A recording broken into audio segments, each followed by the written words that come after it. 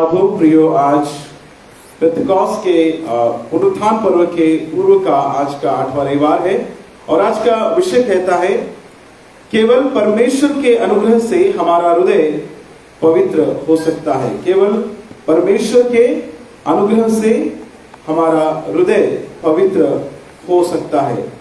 Only by the grace of God can our hearts be made pure. Only by the grace of God can our hearts be made pure. आइए हम प्रार्थना करें और आज के वचनों में जाने से पहले प्रभु की अगुवाई को हम मांगे। प्रभु परमेश्वर यहोवा, हम आपकी स्तुति करते हैं, धन्यवाद देते हैं यीशु राजा इस समय के लिए जो आपने हमें दिया। विशेष करके प्रभु इस समय हम प्रार्थना करते हैं, जिस पाक कलाम को प्रभु पढ़ा गया है उसे ध्यान करते समय प्रभु जी आप हमें अगुवाई दीजिए। उन दीजिए खुदावन कि आपका प्रत्येक वचन हमारे हृदय रूपी जमीन पे बीज बनकर बोया जाए। आपके वचन के द्वारा प्रभु जी आप हमें अपना मार्गदर्शन दीजिए। यीशु नासरी के नाम से मांगते सुंदर से बड़ी दया से ग्रहण कीजिए, आमीन। प्रियो, आज हमने 3 शास्त्र पाठ सुने हैं। यिर्मयाह उसका 17 अध्याय और उसका 5 से लेकर 10 वचन हमने सुना है। यहां पर हम लोग देखते हैं कि जो मन है वो सबसे अधिक धोखा देने वाला होता है और इसे एक असाध्य रोग लगा है करके वहां पर यिर्मयाह नबी लिखते हैं। और कौन मन के भेद को समझ सकता है ये यहाँ पर बताया गया है। उस रीति से जो हमने दूसरा शास्त्र पाठ पढ़ा है रोमियो उसका 7वां अध्याय और वचन 15 से लेकर हम लोग जब आगे पढ़ते हैं तो वहां पर पौलुस इस प्रकार से लिखते हैं कि जो मैं करता हूं उसको नहीं जानता, क्योंकि जो मैं चाहता हूं वो मैं नहीं किया करता, परंतु जिसे मुझे घृणा आती है वही मैं करता हूं। जो मैं करना चाहता हूं वो मैं नहीं कर पाता और जो नहीं करना चाहता वही मैं करता हूं, क्योंकि मेरा जो मन है मुझे भटकाता है और मैं शरीर के द्वारा और पाप के द्वारा मैं इस तरीके से चलाए चलता हूं कि मैं वो कार्य नहीं कर पाता जो परमेश्वर मुझसे करना चाहता है। और तीसरा जो शास्त्र पाठ हमने आज का पढ़ा है मरकुस उसका 7वां अध्याय 14 से लेकर 23 से वचन में हम लोग देखते हैं यहाँ पर प्रभु यीशु मसीह यहाँ पर लोगों से जब वो बातें कर रहे थे तो उन्होंने इस तरीके से कहा कि कई बार हमको ये लगता है कि जो बाहर से जो वस्तुएं हम लोग खाते हैं या जो भोजन के द्वारा हम ग्रहण करते हैं वो हमें अशुद्ध करती है, लेकिन प्रभु यीशु मसीह यहाँ पर कहते हैं कि जो वस्तुएं बाहर से हमारे अंदर आती है वो हमें अशुद्ध नहीं करती, परंतु जो मनुष्य में से निकलता है, 20 वर्ष में हम लोग पढ़ते हैं, जो मनुष्य में से निकलता है वही मनुष्य को अशुद्ध करता है करके इन 3 शास्त्र पाठों को हम लोग देखते हैं। इन सारे वचनों में जब हम ध्यान करते हैं तो एक खास बात उभर कर सामने आती है कि मन के बारे में यहाँ पर चर्चा की जा रही है या फिर मनुष्य के हृदय के बारे में चर्चा की जा रही है। और आज का विषय हमसे कहता है कि केवल प्रभु के अनुग्रह के द्वारा या परमेश्वर के अनुग्रह के द्वारा ही हमारा हृदय पवित्र हो सकता है या शुद्ध हो सकता है करके यहाँ पर हम लोग देखते हैं। जो पहला वचन हमने पढ़ा है वहां पर हम लोग देखते हैं कि मनुष्य का जो मन है वो असाध्य रोग से पीड़ित है और कौन उसके भेद को जान सकता है। हम जिनके साथ में अपनी उम्र बिताते हैं, जिनके साथ में हम रहते हैं, कई बार हम उनके मन में क्या चल रहा है हम बता नहीं सकते। अगले पल वो क्या करेंगे, अगले पल वो क्या सोचेंगे हम बता नहीं सकते। लेकिन वहां पर आगे के वचन में लिखा है यिर्मयाह में कि मैं परमेश्वर यहोवा जो मन को खोजता हूं और मन को जानता हूं करके परमेश्वर का वचन यहां पर कहता है। रोमियो की पत्री में जो वचन हमने पढ़ा है वहां पर पौलुस कहता है कि मैं जो करना चाहता हूं वो मैं नहीं कर सकता, क्योंकि मेरा मन और मेरा जो जीवन है, मेरा पाप मुझे भटकाता है करके वो यहां पर कहता है। और जो मुख्य अंश जो हम लोग मनन कर रहे हैं मरकुस का 7वां अध्याय 14 से 23 से वचन में हम लोग यहाँ पर देखते हैं कि प्रभु यीशु मसीह यहाँ पर जो बात कह रहे हैं, अगर हम लोग पढ़ते हैं 15 वचन से, वहां लिखा है ऐसी कोई वस्तु नहीं जो मनुष्य में बाहर से समाकर उसे अशुद्ध करे, परंतु जो वस्तुएं मनुष्य के भीतर से निकलती है वे ही उसे अशुद्ध करती है।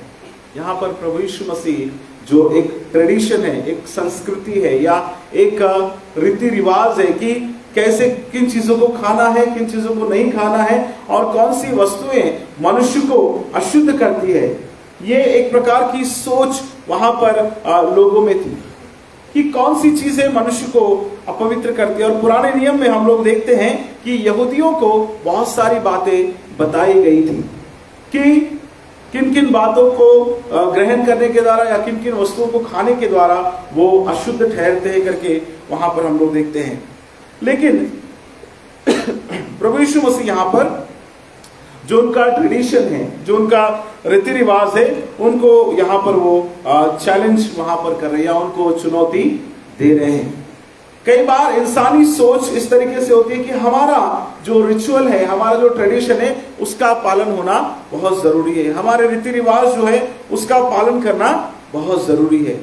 भले ही वो परमेश्वर के वचनों का पालन करने से चूक जाए, लेकिन कई बार हम लोग ये सोचते हैं कि हमारे रीति रिवाज का पालन होना बहुत जरूरी है। भले ही परमेश्वर की आज्ञाओं का हम पालन ना करें, भले ही परमेश्वर के वचन जो हमसे कहते हैं वो हम ना करें, लेकिन जो रीति रिवाज है वो सदा बने रहने चाहिए। और यही कारण है कि कई बार हमारे मसीह धर्म में या मसीह समाज में अन्य जातियों के भी ट्रेडिशन कई बार हमारे रिवाजों में आ जाते हैं। क्यों? क्योंकि हम अन्य जाति से हम जब मसीह बनते हैं तो हम कई बार उन ट्रेडिशंस को भी हमारे साथ में हम लेकर आते हैं, उन रीति रिवाजों को भी हम चाहते हैं कि वो क्रिश्चियन पद्धति से हो और उन रीति रिवाजों के बारे में सोचते हैं कि ये भी हम इसमें इनकॉर्पोरेट करने की हम कोशिश करते हैं। आज के विषय में हम लोग तीन बातें हम लोग यहाँ पर ध्यान करेंगे। पहला, जो फरीसी लोग हैं उनका स्वभाव क्या था। जो फरीसी जो लोग थे या यहाँ पर जो भीड़ वहां पर प्रभु यीशु मसीह के पास में आई थी, जो लोग उनके पास में आए थे, उनकी सोच किस प्रकार थी। उनकी जो सोच थी, the Pharisees were concerned about external actions and rituals and traditions। जो फरीसी लोग हैं वो बाहरी तौर पर जो क्रियाएं वो करते थे, जो उनके रीति रिवाज थे, जो उनकी पद्धति थी, जो उनके संस्कार थे, जो उनकी संस्कृति थी, उनका वो बहुत पालन करना चाहते थे। ये उनका स्वभाव था। वो बाहरी तौर पर दिखावा बहुत ज्यादा करते थे। एक जगह पर प्रभु यीशु मसीह उनके बारे में इस प्रकार से कहते हैं कि तुम अपने कटोरे को कैसे मांजते हो? बाहर से तो मांजते हो, लेकिन अंदर से तुम उसे शुद्ध नहीं करते, अंदर से तुम उसे साफ नहीं करते। हम में से कई लोग भी जो है इन सारे बाहरी तौर के दिखावों पर ज्यादा हम हम बहुत ज्यादा ध्यान लगाते हैं कि हमें कैसे रहना चाहिए, कैसे बैठना चाहिए या किस तरीके का बिहेवियर हमारा होना चाहिए। बाहरी तौर पर हम ज्यादा उसके ऊपर में जो है हम जोर लगाते हैं, लेकिन अंदरूनी तौर से हम अपने आप को स्वच्छ या शुद्ध करना नहीं चाहते। हमारी कलीसियाओं में भी, चर्चेस में भी हम अलग अलग बातों पर हम कई बार लड़ते हैं कि प्रभोजन की पद्धति कैसी होनी चाहिए, बपतिस्मा डुबकी का होना चाहिए या छिड़काव का होना चाहिए, है ना। बहुत सारे अलग अलग विचारों से हम लोग लड़ते हैं। अलग अलग चर्च के अलग अलग ट्रेडिशन है।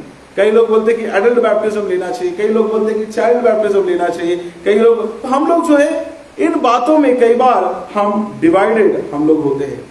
प्रभोजन के विषय में भी लेकर कई लोगों को लगता है कि एक ही कप से प्रभोजन लेना चाहिए। पुराने समय में वो चलता था, लेकिन जैसे कोरोना आया, कोरोना ने हमको सबको बदल के रख दिया। बहुत सारे ट्रेडिशंस वहां पर टूट गए करके हम लोग देखते हैं। और ऐसे ही बहुत सारी पद्धति है। बहुत सारे चर्चेस में जो पुराना ट्रेडिशनल तरीके का वर्शिप है उसी को वो अपनाते, वो नहीं चाहते कि उनके चर्च में प्रेजेंट वर्शिप हो। तो अलग अलग तौर पर हम लोग अलग अलग बातों में कई बार जो चर्च डिसिप्लिन को लेकर या इन बातों को लेकर हम लोग लड़ते हैं या झगड़ते हैं। केवल बाहरी तौर पर जो बातें हैं उसके लिए हम लड़ते हैं, लेकिन अंदर से जो इंसान को तरस आना चाहिए, जो अनुग्रह एक दूसरे पर करना चाहिए, एक दूसरे के साथ मिलकर चलना चाहिए, उन बातों पर कई बार हम लोग ध्यान नहीं देते। फरीसी जो लोग हैं वो लोग ज्यादातर अपने रिचुअल और ट्रेडिशन के ऊपर में ज्यादा जोर वो देते थे। कैसे हाथ धोना चाहिए ना, वो लोग एक बार प्रभु यीशु मसीह को कहते हैं कि तेरे चेले तो खाने से पहले हाथ भी नहीं धोते। अच्छा, ये वाला कोई लिखा हुआ नियम नहीं था, ये केवल परमेश्वर ने हारून के पुत्रों को बताया था। हम पढ़ सकते हैं निर्गमन उसका 30वां अध्याय 19वां वचन पढ़ सकते हैं। निर्गमन उसका 30वां अध्याय 19वां वचन पढ़ेंगे। और उसमें हारून और उसके पुत्र अपने अपने हाथ धोया करें। और उसमें हारून और उसके पुत्र अपने अपने हाथ धोया करे करके वहां भी लिखा है। और एक वचन पढ़ सकते हैं 40वां अध्याय, निर्गमन 40 अध्याय 30 और 32 से 32 वचन भी पढ़ सकते हैं। निर्गमन 40 30 से 32। और उसने मिलाप वाले तंबू और वेदी के बीच हौदी को रखकर उसमें धोने के लिए जल डाला। और मूसा और हारून और उसके पुत्रों ने उसमें अपने अपने पांव धोए। और जब जब वे मिलाप वाले तंबू में या वेदी के पास आते थे तब तब वे हाथ पांव धोते थे, जिस प्रकार यहोवा ने मूसा को आज्ञा दी थी।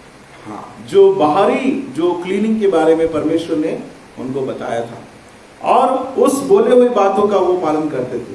और ये किसको कहा गया था? हारून और हारून के पुत्रों को, यानी याजक और याजक के जो पुत्र हैं उनको ये बातें बताई गई थी, क्योंकि वो परमेश्वर के मंदिर में परमेश्वर की वेदी पर जो है वो सेवा किया करते थे। उनको किस तरीके से हाथ धोना है, और इन बातों के ऊपर में ज्यादातर शास्त्री फरीसी लोगों का ज्यादा जोर उनके ऊपर था। लेकिन मन की स्वच्छता, मन को सफाई करने के ऊपर वो ज्यादा जोर नहीं देते थे। केवल बाहरी रीति रिवाज पर बहुत ज्यादा वो जोर देते थे। कई बार हमारे चर्चेस में भी ट्रेडिशन बहुत मुख्य बन जाते हैं।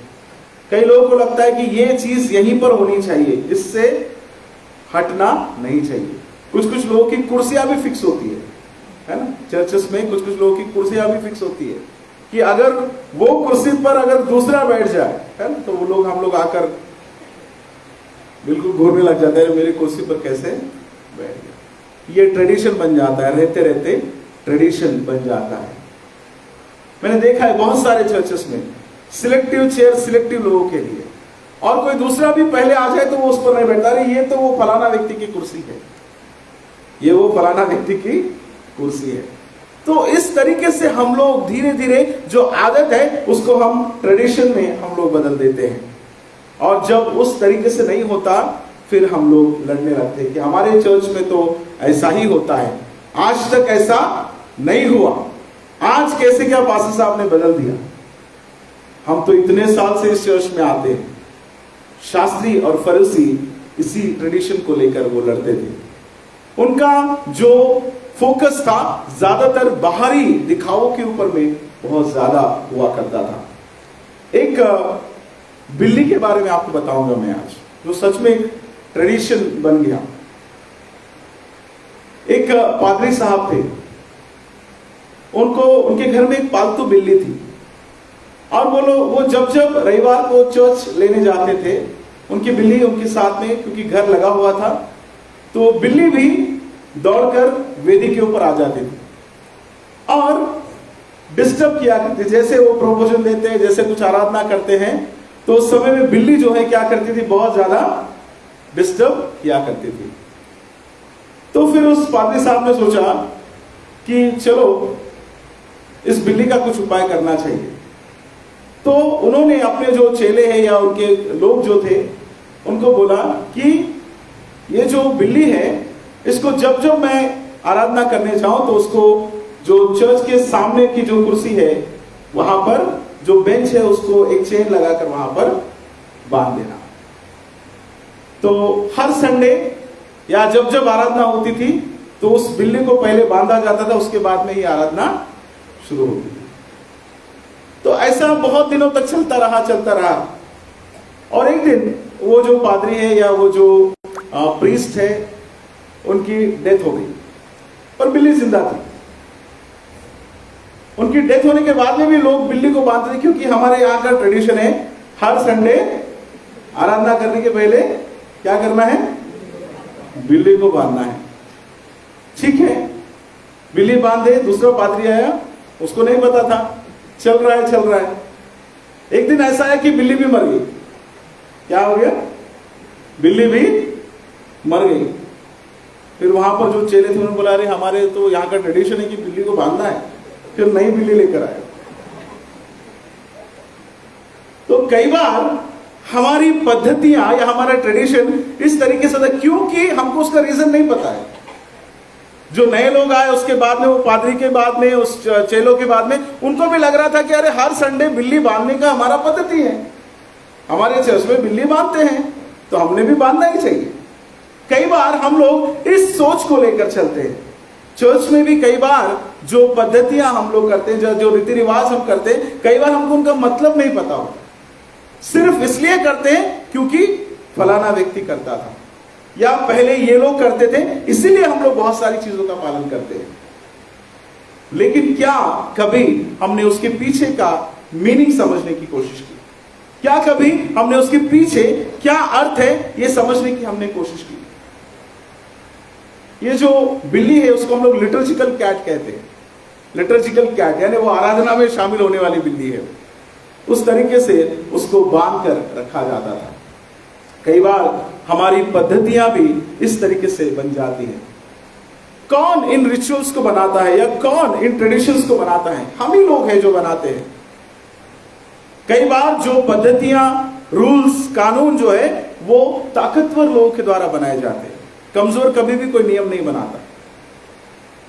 ताकतवर लोग नियम बनाते हैं ताकि किसके ऊपर वो डाल सके नियम? किसके ऊपर डाल सके? कमजोर के ऊपर। ताकतवर नियम बनाता है और कमजोर उसका पालन करता है। क्योंकि कमजोर लोगों में तो ये हिम्मत नहीं है, कमजोर लोगों के पास वो शक्ति नहीं है कि वो कोई नियम को बनाए। नियम कई बार जो रूल करता है वो बनाता है, भले ही वो उसको पालन ना करे। शास्त्री और फरीसी वो लोग नियम बनाते थे, वो लोग रूल लगाते थे और दूसरों के ऊपर उंगली दिखाते थे कि तुम ऐसा नहीं कर रहे हो। कानून ये कहता है, रिचुअल ये कहता है, पद्धति ये कहती है, लेकिन तुम उसका पालन नहीं करते। तो जो फरीसी लोग हैं वो लोग हमेशा बाहरी बातों के ऊपर बहुत जोर देते थे। हमारा आज का विषय कहता है कि केवल परमेश्वर का अनुग्रह ही जो है हमारे मन को, हमारे हृदय को पवित्र कर सकता है।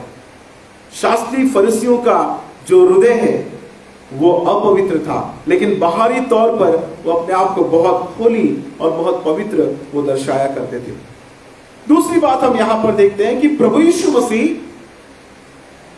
जब यहां पर बात करते हैं तो वो उन बातों पर जोर लगाते हैं कि हमारा अंदरूनी जो जीवन है, हमारा जो हृदय है और हमारे अंदरूनी जो तौर तरीके या जो सोच विचार है उसमें शुद्धता होनी बहुत जरूरी है। क्योंकि जो बातें हमारे मन से निकलती है या हमारे अंदर से निकलती है वही मनुष्य को अशुद्ध करती है। हम 15 वचन पढ़ेंगे। ऐसी कोई वस्तु नहीं जो मनुष्य में बाहर से समाकर उसे अशुद्ध करे। ऐसी कोई वस्तु नहीं जो मनुष्य में बाहर से समाकर उसे अशुद्ध करे, परंतु जो वस्तुएं मनुष्य के भीतर से निकलती हैं वे ही उसे अशुद्ध करती है। परंतु जो वस्तुएं मनुष्य के भीतर से निकलती है वे ही उसे अशुद्ध करती है। और देखिए यहाँ पर 14 वचन में भी वो कहते हैं तुम सब मेरी सुनो और समझो। 16 वचन में फिर से कहते हैं यदि किसी के सुनने के कान हो तो सुन ले। प्रभु यीशु मसीह इस बात पर बहुत जोर देकर कह रहे हैं कि अगर तुम्हारे कान हो तो सुन लो कि जो वस्तुएं बाहर से समाकर उसे मनुष्य के मन में बाहर से आती है वो उसे अशुद्ध नहीं करती, परंतु जो उसके अंदर से निकलती है वही उसे अशुद्ध करती है करके वो वहां पर कहते हैं। 20 वचन में भी हम लोग पढ़ते हैं। 20 वचन पढ़िए। फिर उसने कहा जो मनुष्य में से निकलता है वही हाँ। मनुष्य को अशुद्ध करता है। जो मनुष्य में से निकलता है वही उसे अशुद्ध करता है। यहां पर जो शास्त्री फरीसी सुन रहे थे उनको ये बातें बड़ी बुरी लगी होगी, क्योंकि आज तक तो वो लोग बाहरी तौर पर जो है बाहरी रीति रिवाजों पर बहुत ज्यादा मनन करते थे या उस पर ध्यान देते थे। एक और बाइबल की एक किताब है जो हमारे बाइबल में नहीं है, जो कैथोलिक बाइबल में हमको एक मिलती है, मैकाबीज करके एक किताब है। उस किताब में एक कहानी वहां पर लिखी गई, एक घटना वहां पर लिखी गई कि किसी महिला के 7 बेटे थे और उनको जो सुअर का मांस खाने के लिए उनको मजबूर किया गया। उन्होंने खाने के लिए मनाही ही की तो एक एक को मौत के घाट उनको उतार दिया गया। वो यहूदी लोग थे। ये कहानी, ये घटना हमको उस पुस्तक में वहां पर मिलती है कि उन लोगों ने अशुद्ध वस्तु को नहीं खाने के लिए उन्होंने अपनी जान को भी उन्होंने न्योछावर कर दिया, या उन्होंने अपने प्राण की भी बलि उन्होंने दे दी। तो यहां पर जब प्रभु यीशु मसीह यहूदियों से बात कर रहे हैं या फिर शास्त्री फरीसियों से बात कर रहे हैं, तो उनके ट्रेडिशन में कि अशुद्ध वस्तुओं को खाने से अच्छा अपनी जान को देना वो ज्यादा उचित समझते थे। और यीशु मसीह जब यहाँ पर कह रहे हैं कि जो वस्तुएं अंदर जाती है वो तुम्हें अशुद्ध नहीं करती, परंतु जो वस्तुएं तुम्हारे अंदर से बाहर को जाती है वही जो है अशुद्ध करती है करके, तो उनको बहुत ज्यादा बुरा लगा होगा। उनको बहुत ज्यादा बुरा लगा होगा कि हमारे इस ट्रेडिशन को किस तरीके से प्रभु यीशु मसीह यहाँ पर ठुकरा रहे हैं, या किस तरीके से हमारे उस ट्रेडिशन के ऊपर में वो बात कर रहे हैं। लेकिन प्रभु का जोर यहाँ पर यह था कि जो मनुष्य अपने भीतर से निकालता है वही हमारे समाज को गंदा करता है, या मनुष्य को जो है गंदा करता है करके यहाँ पर प्रभु यीशु मसीह यहाँ पर बताना चाह रहे हैं। कौन सी बातें मनुष्य के अंदर से निकलती है? तीसरा जो बात हम देखते हैं कि the types of things which come out of human beings, हमारे अंदर से कौन कौन सी बातें निकलती है। हम लोग पढ़ते हैं 21 और 22 वचन में, क्योंकि भीतर से अर्थात मनुष्य के मन से, क्योंकि भीतर से अर्थात मनुष्य के मन से बुरे बुरे विचार, व्यभिचार, चोरी, हत्या, परस्त्री गमन, लोभ, दुष्टता, छल, लुचपन, कुदृष्टि, निंदा, अभिमान और मूर्खता निकलती है। प्रभु यीशु मसीह आगे वहां पर एक्सप्लेन करते हैं कि मनुष्य के अंदर से कौन कौन सी बातें निकलती है। कितने बातें हैं वहां पर, आपने गिने क्या उसको? कितने हैं? 13 थिंग्स है ना, 13 बातों के बारे में यहां पर कहता है कि मनुष्य के मन से बुरे विचार निकलते हैं। कई बार हम इतने पाप करते हैं, हमारे सोच के द्वारा हम पाप करते हैं। बाइबल में एक जगह पर प्रभु यीशु मसीह इस प्रकार से कहते हैं कि अगर तुमने किसी के बारे में मन में बुरा विचार भी किया है, अगर तुमने मन में सोच लिया कि मैं इसकी जान ले लूंगा या इसको मार दूंगा, तो जरूरी नहीं कि तुम जाकर उसको मारो, या जरूरी नहीं कि तुम जाकर उसके प्राण ले लो। तुमने मन में विचार किया है तो तुमने वो कर दिया है। It is as good as doing. अगर तुमने विचार किया है तो तुमने उसको कमिट कर ही दिया है। तो हम में से मुझे लगता है कि यहाँ पर जितने लोग बैठे हैं, मुझे नहीं लगता कि कोई अपने विचारों पर इस तरीके से नियंत्रण कर पाता है। हम में से कई लोग तो कितने खून कर दिए होंगे विचारों में, है ना, है कि नहीं? जब जब गुस्सा आया होगा, मन में विचार किया होगा, और कितने सारे मर्डर हमने कर दिए होंगे, क्योंकि हम हाथों से तो नहीं कर सकते, लेकिन विचारों से हम करते हैं। उसके बाद में जब हम लोग पढ़ते आगे में, वहां पर लिखा है कि व्यभिचार के बारे में लिखा है। कई लोग व्यभिचार करते हैं, चोरी करते हैं, हत्या, परस्त्री गमन, लोभ, दुष्टता, छल, लुचपन, कुदृष्टि, निंदा, है ना, निंदा भी हम करते हैं। निंदा भी हमारा फेवरेट सब्जेक्ट है। इसकी निंदा करो, उसकी निंदा करो, उसकी बुराई करो, इसकी बुराई करो। और उसके बाद में अभिमान, है ना, कई बार घमंड, अभिमान, प्राउड हमारे ऊपर, अपने आप को जो है, हम अपने आप को सबसे बढ़कर जानते हैं। दूसरों को हम नीचा दिखाने की कोशिश करते हैं। किसी को बुद्धि का घमंड है, किसी को ताकत का घमंड है, किसी को पैसों का घमंड है ना। अभिमान अलग अलग तरीके का हो सकता है, लेकिन वचन कहता है कि परमेश्वर ने जगत के मूर्खों को चुन लिया है कि वो ज्ञानवान को लज्जित करे, निर्बलों को चुन लिया है कि वो ताकतवर को लज्जित करे। कई बार हम लोग इन बातों पर ज्यादा हम घमंड करते हैं, हमारे पैसों पर, हमारे ज्ञान पर, हमारी ताकत पर, लेकिन ये सब चीजें रहने वाली नहीं है। कितने लोग इसको साथ लेकर जाने वाले हैं? जो हमारा कब्रिस्तान में जब हम जाते तो पेटी में कितने लोग नोट रख के ले जा रहे हैं? कोई नहीं है ना। आज तक तो मुझे कोई नहीं दिखा कि जिसके लगे तो शरीर पर कोई सोना बना होगा तो परिवार वाले पहले निकाल लेते हो। सच्चाई है, सोना होगा तो पहले ही उसको वो लोग निकाल लेंगे। प्रियो, ये सारी चीजें हमारे साथ जाने वाली नहीं है, लेकिन ये वो चीजें हैं जो हमारे जीवन को अशुद्ध बनाती है, और जब हमारे अंदर से निकलती है तो समाज को भी वो अशुद्ध बनाती है।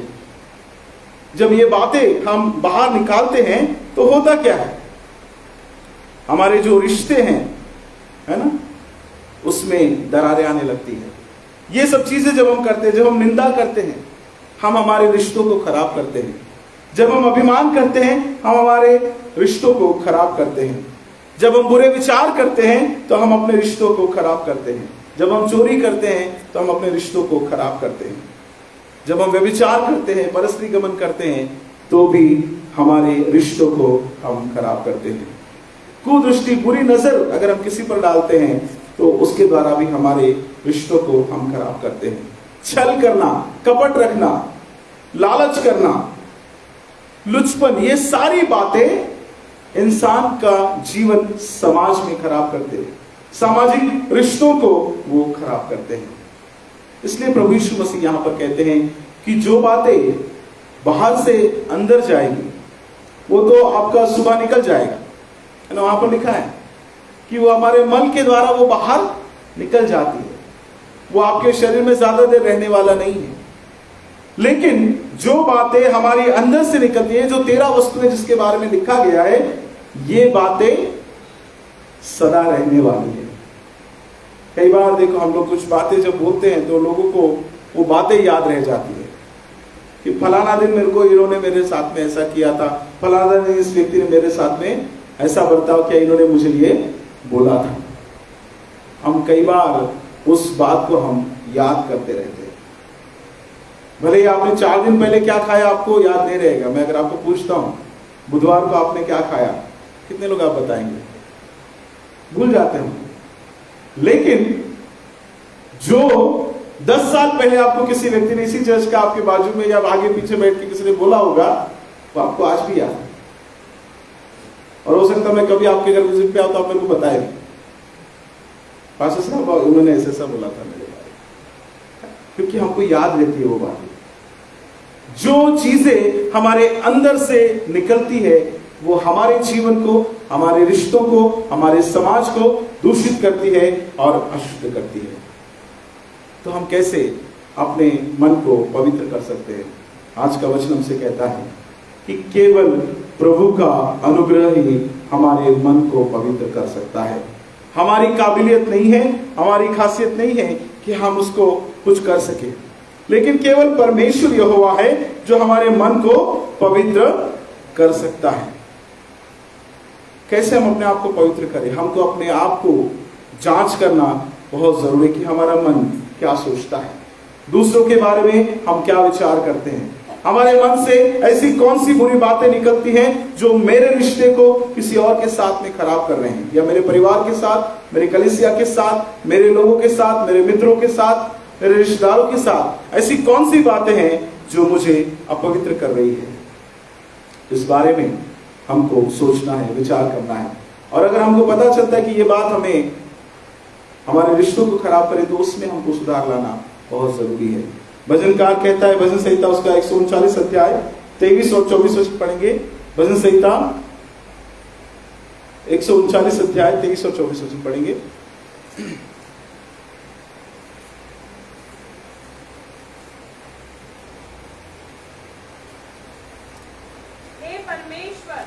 हे परमेश्वर, मुझे जांच कर जान ले, मुझे जांच कर जान ले, मुझे परख कर मेरी चिंताओं को जान ले, मुझे परख कर मेरी चिंताओं को जान ले, और देख कि मुझ में कोई बुरी चाल है कि नहीं, कोई बुरी चाल है कि नहीं, और अनंत के मार्ग में मेरी अगुवाई कर। इंग्लिश में बहुत अच्छे से लिखा है, search me O God and know my heart, search me O God, and know my heart, and know if there is any wicked way in me. वहां पर लिखा है कि हे परमेश्वर, मुझे जांच कर जान ले और मुझे परख कर मेरी चिंताओं को जान ले, मेरे अंदर के, मेरे हृदय के विचारों को जान ले, और देख कि कोई मुझ में बुरी चाल है या नहीं। यिर्मयाह में हमने पढ़ा, परमेश्वर खुद कहता है कि मैं यहोवा मन को देखता हूं और उसके भेद को जानता हूं। यहां पर जो भजन का लिखने वाला कहता है कि हे प्रभु, मेरे मन को जांच ले और जान ले, और उसमें कोई भी ऐसी बुरी बात है तो उसको उसमें से निकाल दे, और मुझे अनंत काल के मार्ग पर चला। प्रियो, अगर हमको हमारे मन को पवित्र करना है, शुद्ध करना है, क्योंकि हमारे मन से जो बातें निकलती है वही समाज को दूषित करती है, जैसे प्रभु यीशु मसीह ने कहा, तो उसमें अगर हमको सुधार चाहिए तो हमको अपने मन को प्रभु को सौंपना है और प्रभु से कहना है कि प्रभु मेरे हृदय को जांच कर जान ले, और कोई ऐसी बुरी बात है तो उसे निकालने में मेरी सहायता कर, मेरे मन से उसे निकाल दे। जब हम एक दूसरे को क्षमा करते हैं और भूल जाते हैं उन बातों को, बीती बातों को भूल जाते हैं, तभी हम जीवन में आगे बढ़ सकते हैं, तभी हमारा मन जो है पवित्र हो सकता है। परमेश्वर से हमने पूछना चाहिए कि प्रभु ऐसे कौन सा एरिया है जहां पर मेरा हृदय अशुद्ध है, जहां पर मेरा मन अशुद्ध है, मेरा मन किसी के प्रति खटास से भरा है, हमको प्रभु से मांगना है और प्रभु ही जो है हमको उस बुराई से बाहर निकाल सकता है। केवल प्रभु ही हमारी सहायता कर सकता है। पौलुस भी कहता है कि मैं जो करना चाहता हूं वो मैं नहीं कर पाता, बल्कि मैं वो करता हूं जो मैं करना नहीं चाहता। मैं शरीर के हाथों इतना मजबूर हूं, या मैं अपने पाप के स्वभाव से इतना मजबूर हूं कि मैं सदा बुराई ही मैं करता हूं, मैं भलाई करना चाहता हूं, मैं बंधन में पड़ा हूं करके वो कहता है। 22 और 23 वचन पढ़ेंगे, रोमियो उसका 7वां अध्याय 22 और 23 वचन।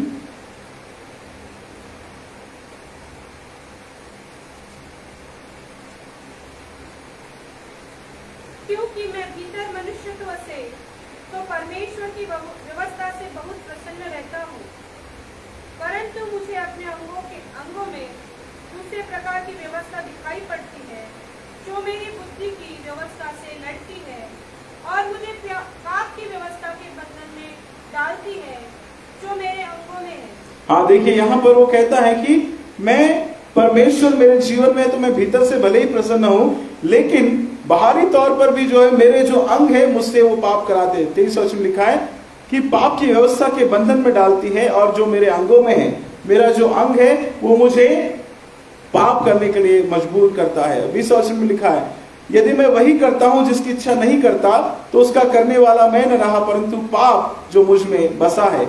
इस प्रकार मैं यह व्यवस्था पाता हूं कि जब भलाई करने की इच्छा करता हूं तो बुराई मेरे पास आती है। कई बार हम भलाई करना चाहते भी है तो भी बुराई हमारे पास में आती है, क्योंकि हमारा शरीर, हमारा मन जो है वो हमको ऐसी बातों में हमें उलझाता है, ऐसी बातों में हमें उलझाता है, ऐसी बातों में हमें फंसाता है। केवल परमेश्वर ही हमारी सहायता कर सकता है, वो हमारे हृदय को खोजता है, जांचता है। इसलिए प्रियो, हम अपने मन को उस प्रभु के हाथ में हम सौंपे। फरीसी जो लोग थे वो केवल बाहरी प्रथाओं पर ध्यान देते थे। प्रभु यीशु मसीह ने कहा कि जो तुम्हारे अंदर से निकलती है वो वस्तुएं समाज को अशुद्ध करती है। तो अंदर से परिवर्तन होना बहुत जरूरी है, तभी जो है हमारे रिश्ते सुधर सकते हैं और हमारा मन पूरी तरीके से पवित्र हो सकता है। उसके लिए हम प्रभु के अनुग्रह को सदा हम मांगे। प्रभु करे वचन हम सबके लिए आशीष का कारण बने। आमीन। इस समय हम सब अपने स्थान पर खड़े हो जाएंगे।